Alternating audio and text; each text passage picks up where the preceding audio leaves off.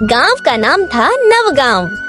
इसी गांव में रामू और उसकी पत्नी सरला अपने 2 बच्चों चिन्नी और बंटी के साथ एक झोपड़ी में रहते थे।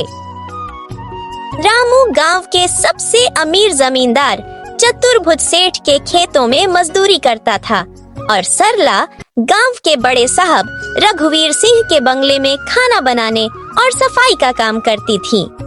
दोनों दिन रात मेहनत करते ताकि अपने बच्चों को 2 वक्त की रोटी खिला सकें। गर्मी हर साल आती थी, पर इस बार जैसे आसमान ने आग बरसा दी हो।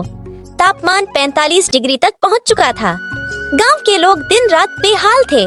पानी की कमी, बिजली का आना जाना, हालत बहुत खराब थी। रामू काम पर निकलते हुए कहता है, इस बार की गर्मी जान ही ले लेगी, लेकिन क्या करें, सेठ की मजदूरी तो करनी ही होगी। चिन्नी और बंटी पास के सरकारी स्कूल में पढ़ते थे।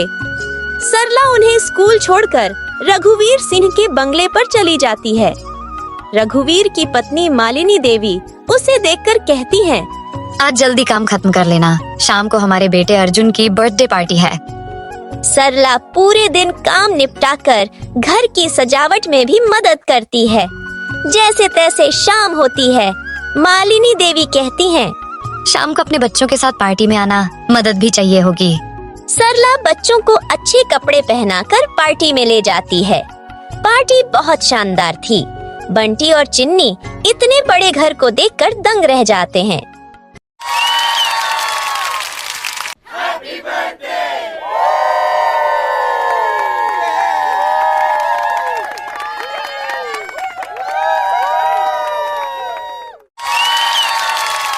दीदी, ये घर तो महल जैसा है और देखो यहाँ कितनी ठंडी हवा आ रही है। बंटी खुशी से चिल्लाता है। अर्जुन उनकी बात सुनकर कहता है, हमारे घर में हर कमरे में एसी लगा है, इसीलिए इतनी ठंडक है। दीदी, हम भी पिताजी से एसी लगाने के लिए कहेंगे।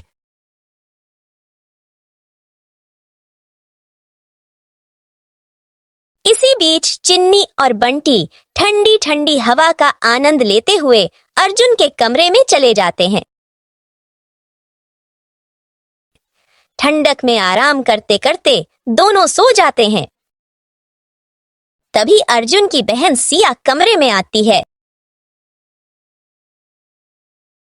यहाँ क्या कर रहे हो तुम दोनों? सिया उन पर चिल्लाती है। मालिनी देवी भी दौड़ कर आती है और गुस्से में कहती हैं, तेरे गंदे बच्चे हमारे बिस्तर को गंदा कर रहे हैं। यहाँ कोई धर्मशाला थोड़ी है। सरला हाथ जोड़ती है, पर मालिनी देवी बिना सुने सरला को काम से निकाल देती है।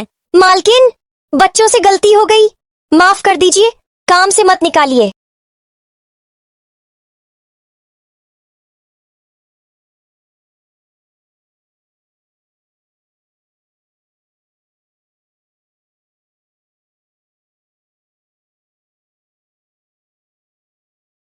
घर लौटकर सरला और रामू सोचते हैं कि अब घर कैसे चलेगा। घर में अनाज तक नहीं बचा था। उसी रात रामू खेत से कुछ खाना लेकर आता है जो सेठ ने बचा दिया था। अगले दिन सरला फिर हिम्मत कर मालिनी देवी से मदद मांगने जाती है, पर उसे तिरस्कार झेलना पड़ता है।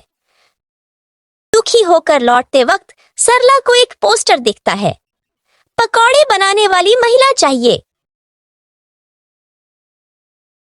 सरला को पकौड़े बनाना आता था। वह हिम्मत करके दुकान चलाने वाले रमेश भाई से मिलती है। रमेश भाई उसे काम पर रख लेते हैं।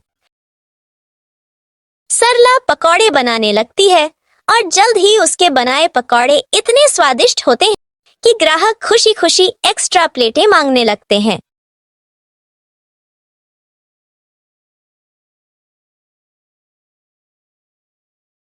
रमेश भाई कहते हैं, सरला, तेरे हाथ में तो जादू है।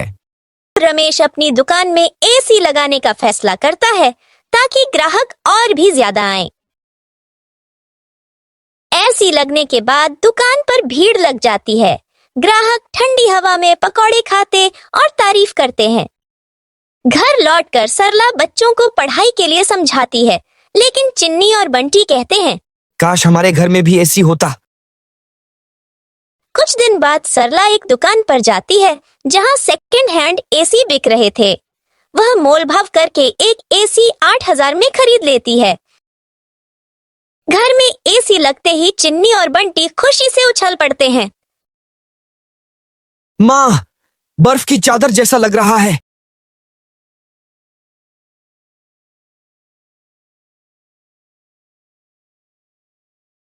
धीरे धीरे रामू भी मजदूरी छोड़कर सरला के साथ पकौड़े बनाने लगता है। रमेश भाई दोनों को बढ़िया तनख्वाह देते हैं। अब गर्मी, गरीबी और दुख उनके जीवन से दूर हो चुके थे। थी ना मजेदार कहानियां? तो चलिए अब जल्दी से हमारे चैनल को सब्सक्राइब कीजिए और हाँ, बेल आइकन पर क्लिक करना ना भूले।